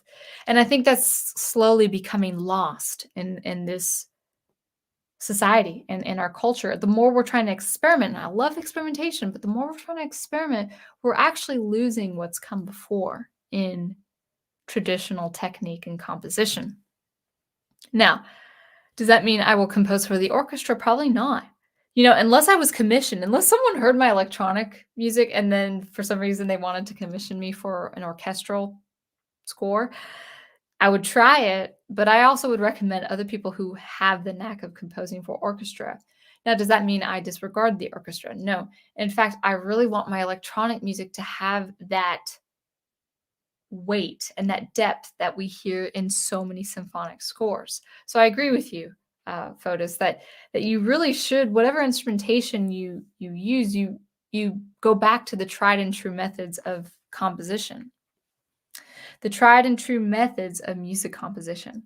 Now, this brings to mind a memory I used to have, a way of thinking I used to have when I was a composition student. I was an undergrad, and I was doing hardcore experimentation, like with different things with the acoustic instruments. And I had very close friends who were into the electronic music scene. And there was this one guy I remember he had this sentiment that I shared with for the longest time. He said, the symphony is dying, the orchestra is dying. It's a slow dying breed, and it's never going to come back. And our contemporary music is what's going to take over, which is kind of like a progressive idea if you think about it. No disrespect to my progressive leaning friends, but I don't know if he was progressive or not. But we were in the college setting, so it was quite liberal and progressive.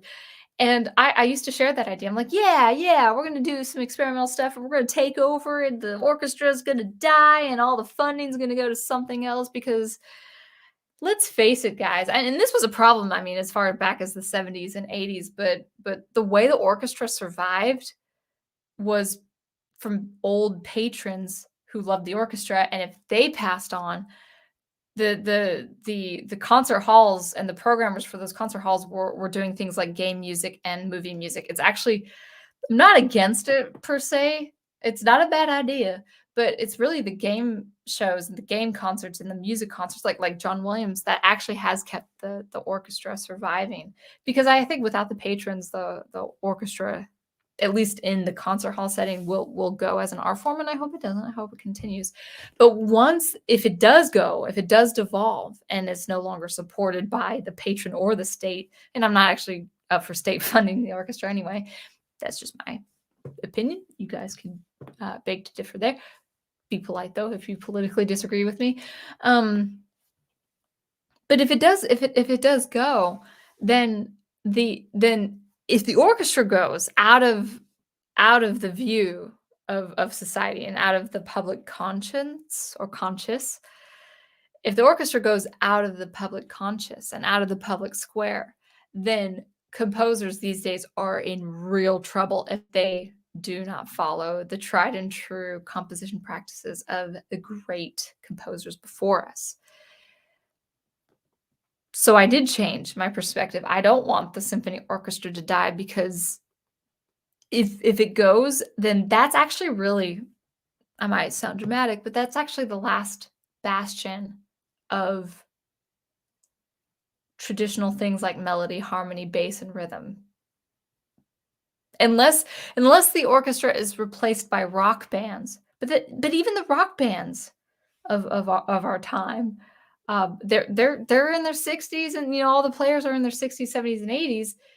And if they're being replaced by songwriters that don't know how to write songs and produce well, then we're in a cultural bind. We are in an artistic and cultural dilemma.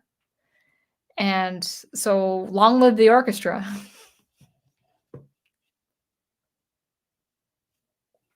All right.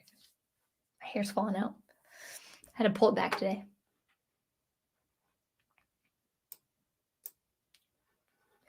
Final Fantasy fan 12.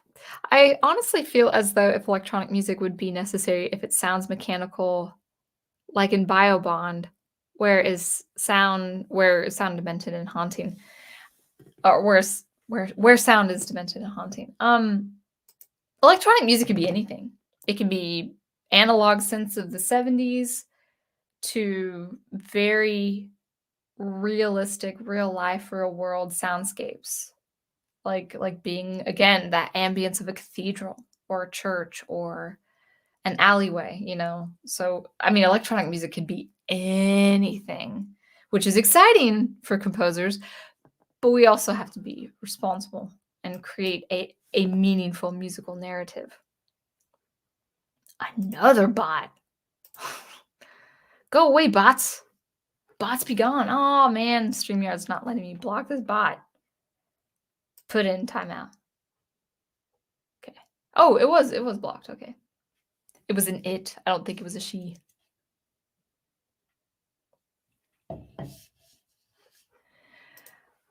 Miguel says one original electronic soundtrack that has always come to my mind are the Vector Man original soundtrack. The music in those games are great. For me, the most important thing in every melody should be a memorable score. Yes. Actually, I put it on my poll, on my not poll, just the community tab. I said both on Twitter and on YouTube, just a day ago or so.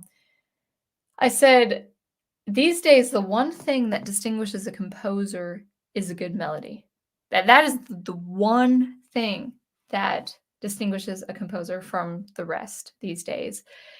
And Elijah Brown was on there, and he asked what makes a good melody. And of course, there are so many technical things I could show you, and I could teach you how to compose a good melody.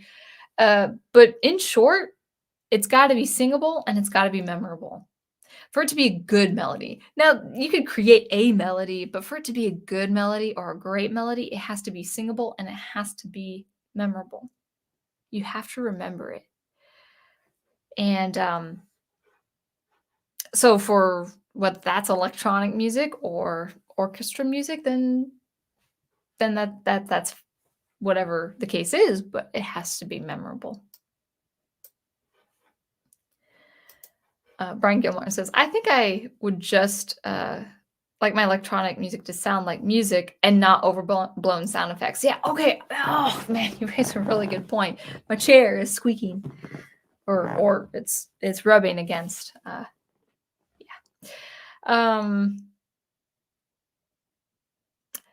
Electronic. That's my sentiments exactly, Brian. Electronic music needs to sound like music. Now, it can have atmospheric effects. It can affect you. It can impact you. And I would say effects can be worked in a musical way very, very well. It can be done well.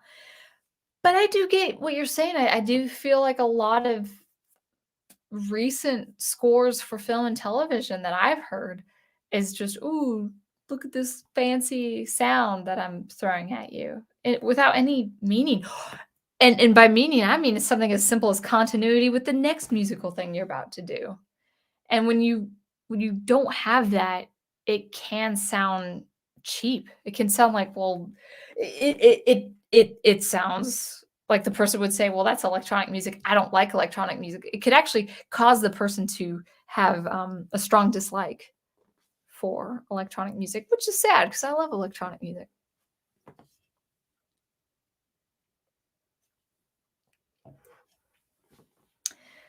My hair is falling. I'm gonna fix my hair, yeah, on stream. Yeah, I'm doing it live. And actually, I should. Oh, let me post this. John Hanson's in the house. I recently discovered DX420. Is that how you say game remixes on their YouTube channel? And the stuff they do is phenomenal in terms of electronic music. I know it's unconnected to film, but still worth looking at. Well, electronic music has a function for something else. So in that case, games. I'm not familiar with games, but yeah, and that's what it could do. It could work really well. I mean, I'm enjoying the 8-bit, 16-bit music capacity for Final Fantasy. I'm really enjoying the scores for that. In fact, actually, just kind of as a teaser for next week, I wanted to talk about John Williams this month, but I realized his birthday is, the first week of February, so I'm going to wait until beginning of February, probably the day before his birthday, to talk about him and his significance to our world and culture. So I was thinking, well, what am I going to do, before that? And I really would just like to just geek out on Final Fantasy, Final Fantasy soundtracks. The ones that I've been playing, but I'm familiar with some of the other stuff too. And so we'll probably do like a score and assessment of Final Fantasy IV, and then just talk about Final Fantasy in general. Really thirsty today. I can't even spit out my words right. Oh, okay. Thanks for that recommendation. Just because a story set in a futuristic sci-fi setting doesn't mean only electronic music suits it. Jason Graves, is that how you pronounce his name? Or Graves, Dead Space score is orchestral. Even the jump scares, and I love it. Oh yeah, yeah. I haven't heard the soundtrack, but I know what you're talking about. Again, if that's horror, like even if it's sci-fi horror, I can't do horror. I know. I'm probably missing out. I'm probably missing a lot, but I don't need that in my life. But I'm sure the soundtrack is pretty cool.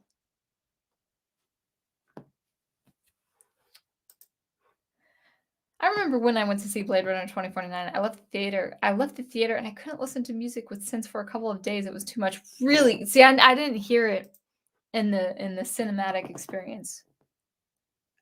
Now, Alien Entity, if you're still here, was it too loud or was the instrumentation too much? Oh, it just kind of frustrates me that sound mixers and post-production teams and the composer, they're not considering how sounds affect you.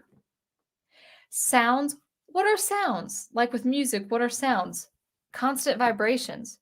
So if you feel assaulted, if you feel like you're assailed against by too much low end or too much resonance with sawtooth oscillations and stuff, or LFOs, that kind of annoys me, because it's like ear health and body health when it comes to sound is very, very important to me. So when I hear people coming out of the theater just totally exhausted, the last thing I would ever want to have happen with my music as a composer is to cause some strain or ear health or brain health or bodily health, or not health. I would not want to cause any kind of damage, even if it's mild, even if it's very, very minor. The last thing I would want my music to have do to you is cause strain with your hearing, with your brain, with your mind, with your body. I was saying this on another stream, that low end, that ground energy can really get to the joints and the vitals. If we human beings, when it comes to sound and noise and loudness, are very frail. We're not. I want to say a lot. I don't want to say human beings are fragile, but when it comes to loudness, oh yeah. And people don't realize, like, I kind of feel bad for sports fans. Like, I'm not a sports fan, and I'm kind of glad I'm not, because the decibel level for a football stadium, or football with soccer over in the UK or whatever, or our football where we don't use our feet. um, it's I do not need to be in in a stadium. I've been in baseball stadiums, and that still can get pretty loud, but people will lose their hearing. People will lose their hearing.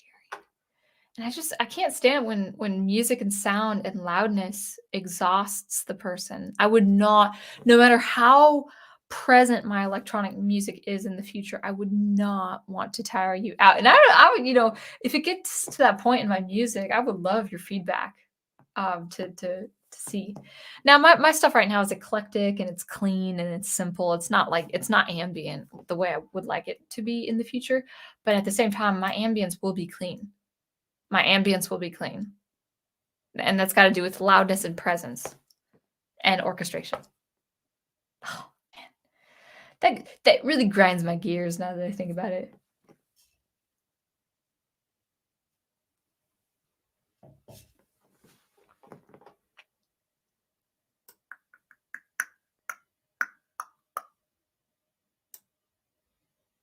Oh yeah. Of yesterday? Yeah, The Prophet I Saw Volume 2 of Guardians of the Galaxy. So is he the composer of that? I'm gonna have to check. I mean, I'm sure you're right. But Guardians of the Galaxy Volume 2. I don't have Echo in my room, so I can't ask her.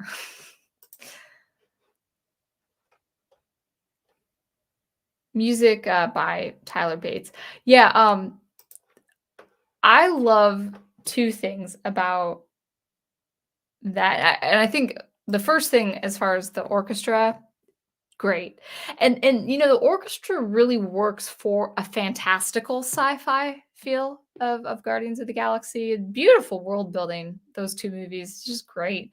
I love the look of that world, that part of Marvel that we just don't see that often. And it's really cool to see. It's really fun to watch.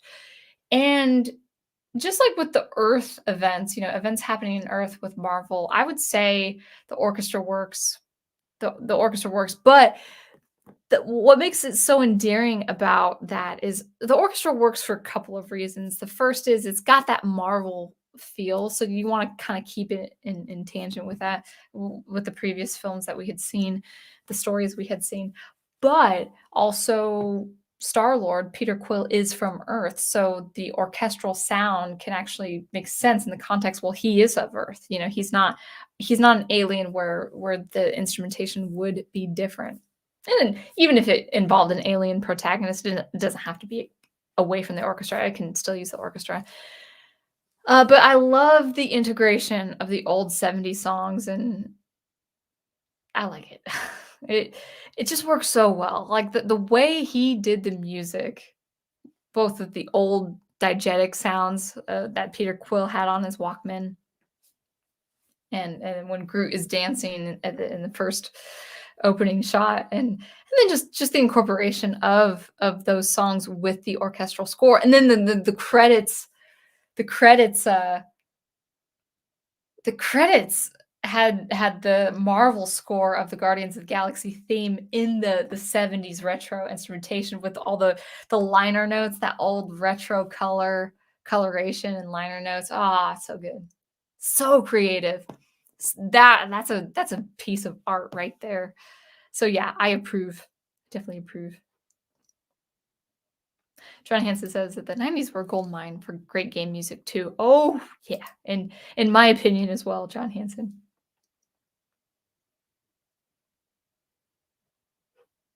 Yeah, that's a good point, Final Fantasy fan. 12, you say composers go from your good man Charlie Brown to your good man Charlie Brown. Yeah, it's weird. I don't it's like the Michael Bay effect. It's like we have to make things just loud because it's tense. It's like, do you know how tense you can make a situation with really quiet instruments or just normal sounding instruments or normal volume? It's like you're not being creative. You're not being creative. You're not thinking creatively if you kind of have that one way kind of tunnel vision.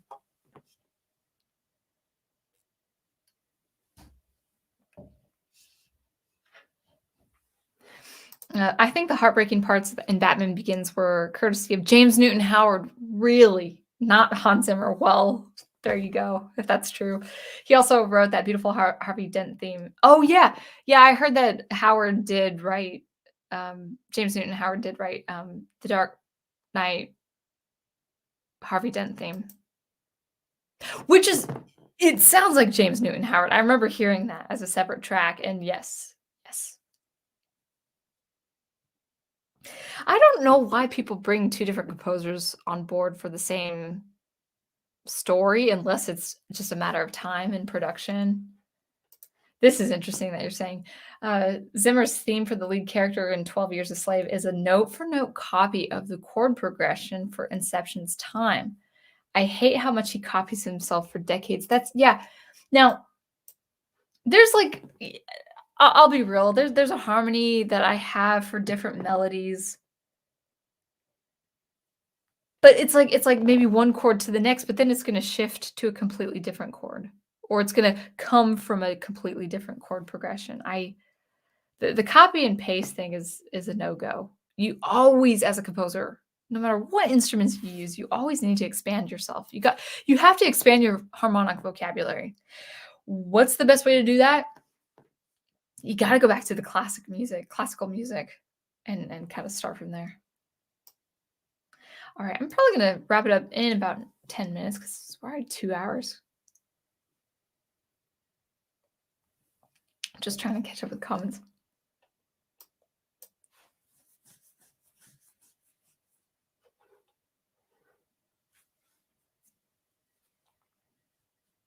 Now, I don't watch South Park, but I can imagine that being incredibly funny. I hope it's not anything profane because I'm, like, really curious to see that. That would be pretty fun to watch. Um, Brian Gilmartin says, like I mentioned earlier, sometimes I wonder if Hans Zimmer is composing music or breaking and entering someone's house. Oh, that's what you mean. Breaking and entering into someone's house like he's a thief, like he's stealing something interesting. No, no, I'm sure actually, probably, as Fotis would probably say, I think he's stealing from himself. Dr. Y is in the house. Michael Giachan. You've been here. You made that joke. You just haven't commented a lot, so maybe that's why I thought you just visited. Um, Michael Giacchino succeeded John Williams in another franchise. He did the soundtracks for the Jurassic World movies. Oh, interesting. Yeah, like, as far as following in the footsteps, passing on the mantle, he probably would be one of the best candidates or one of the better candidates. Great question, Miguel. Do you think electronic would work in a horror movie? That's another genre where I hear the same score every time in modern movies. Okay, so I'll be short with this, but I would say yes. Actually, electronic music can be very effective for horror. Super, super effective for horror. Just with the capacity, which is just the possibilities, sonic possibilities. So, in short answer, absolutely. Probably even a little bit better than the orchestra. I could easily see a composer defaulting to electronic music if he or she has the experience than the orchestra, but yeah. I would say yes. I just don't watch horror because I just can't do it. Can't do it. Thank you. So it wasn't just me. Audiences have complained. Audiences, oh my gosh, that's like, why don't people listen to the audience?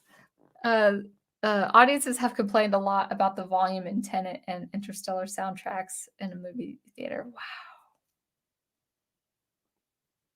Wow, that's it's like big and loud is not always good. In fact, I would say big and loud is probably not the way to go at all.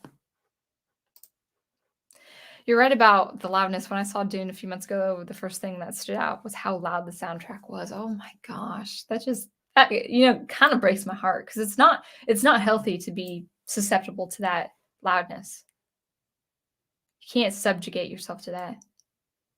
And the post-production team and the composer should know that. That's a health hazard if you're not careful.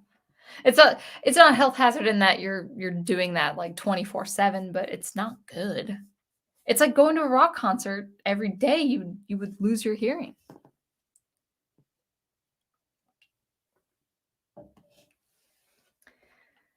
Though that could have also been the volume in the theater coupled with how empty the said theater was. Mm, maybe, because human bodies do absorb sound, but really, theaters have they're like black boxes with the curtains and the cushioned seats. I mean, if that would be a problem if the seats weren't cushioned or the floors weren't carpeted or anything. But no, I would say my hunch is everything is louder these days. Everything. And it's wrong. It's wrong.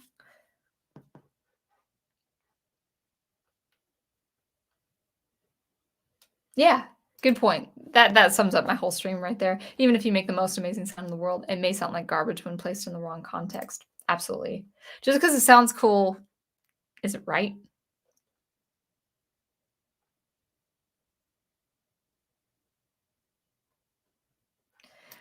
Long live the orchestra until AI machines learning gets perfected. AI machine learning gets perfected and generates infinite orchestral sounds. That's when the composers will be in real trouble.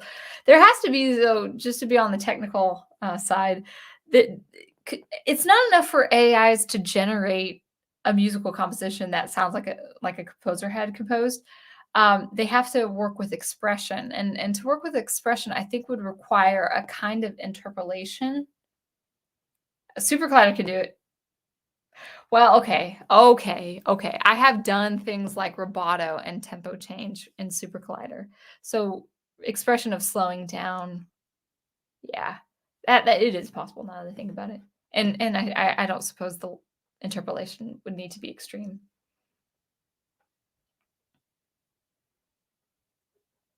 That's right. Book study, I think will begin, if I have this correctly, Prof, go ahead and put it in the chat. We'll begin tomorrow with the Star Wars Allegiance. Alien Entity says, too loud. And Go Team Goes, Planet Go does not like Batman. Oh, have I caught up with chat? Cool. We might actually wrap it up in a few minutes.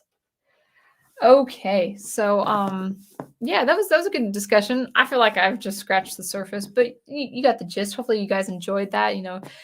Get some insight, get some enlightenment on sounds and musical context, and why electronic music is a good idea for the music score, but it really depends on, actually, you guys said it too, it really depends on the context.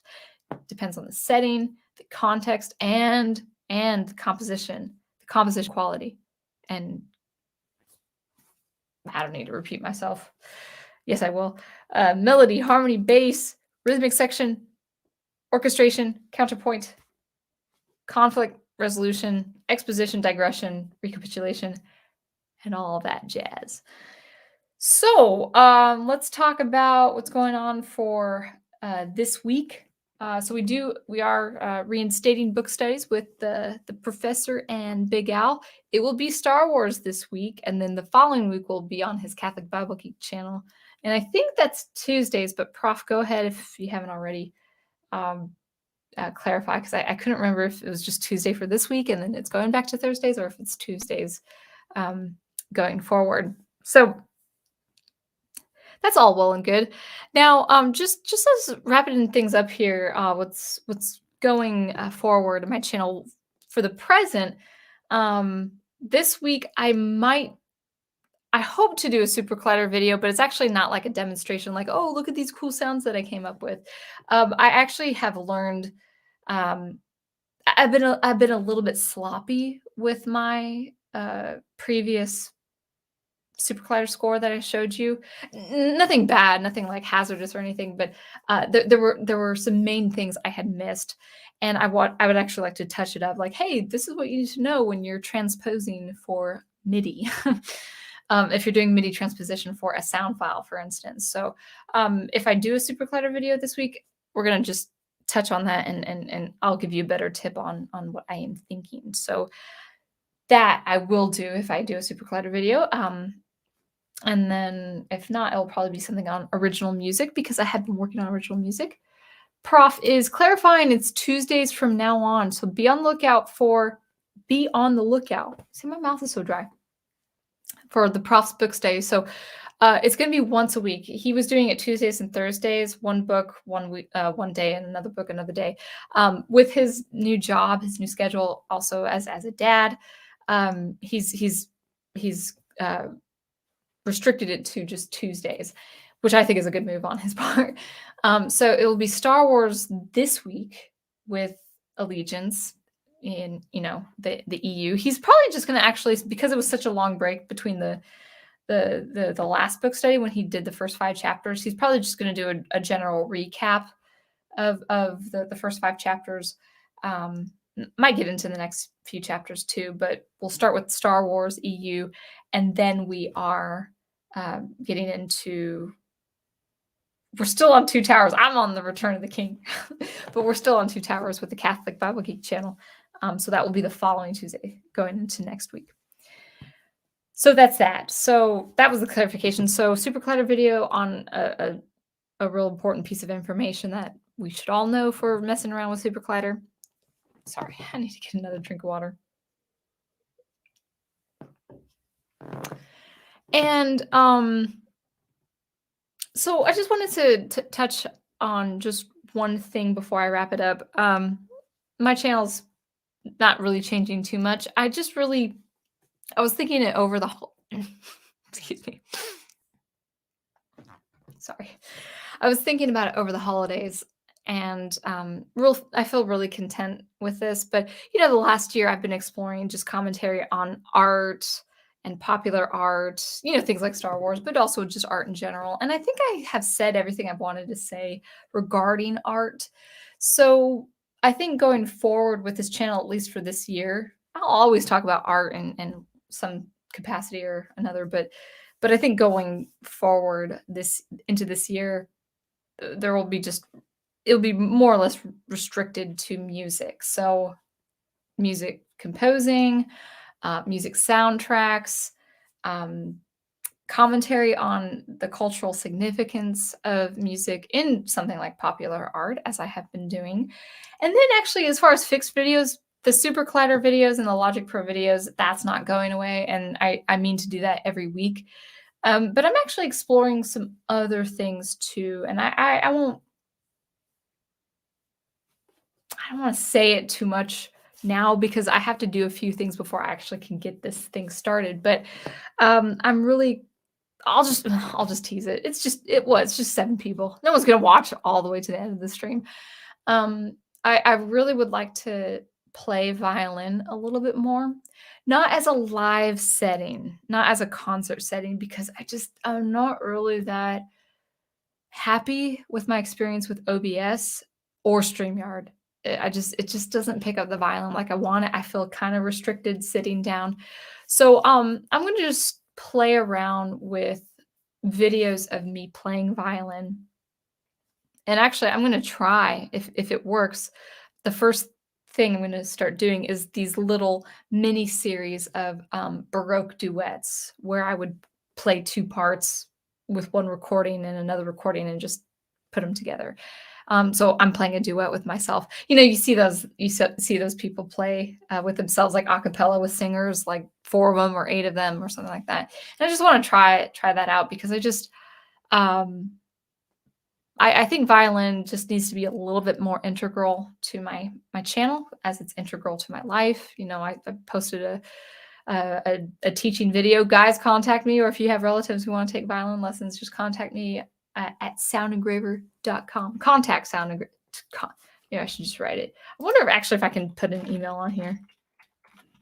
I think I can. So if you know someone who wants to start taking violin lessons from me, even just for a month, they can reach me at contact@soundengraver.com. That is my music business email. I'm trying to make it my business email where it's violin and composing. So there's going to be a little bit more exploring violin. So it's pretty much going to stay Sound Engraver as you know it to be, with the weekly streams and commentary, but I'm actually just going to be more music centered. The last couple of years, at least the last year, I was really more on art and writing, and I think those are really, really important. But I've said what I've wanted to say with writing. I've said what I've wanted to say with things like popular art, like Star Wars. That's not forever gone. If I'm inspired to talk about really important things regarding popular culture that's not so much to do with music, sure, I'll talk about it. But it's not going to be like the thing I'm going to go to. It's going to definitely be more music based. So you can have like the geeky stuff with the professor and Big Al. I mean, actually, I'm a geek when it comes to music, so there's that. If you want to see me psych out, and psych myself up and geek out on music soundtracks, like Final Fantasy. We're gonna talk about Final Fantasy next week. That's gonna be kind of what the Sound Engraver train is gonna be going forward. So anyway, I thank you guys so much. I appreciate it. So until I see you next in a chat or in a fixed video or comments, keep producing, preserving, and promoting the art you love. And I will see you next time. Thanks again.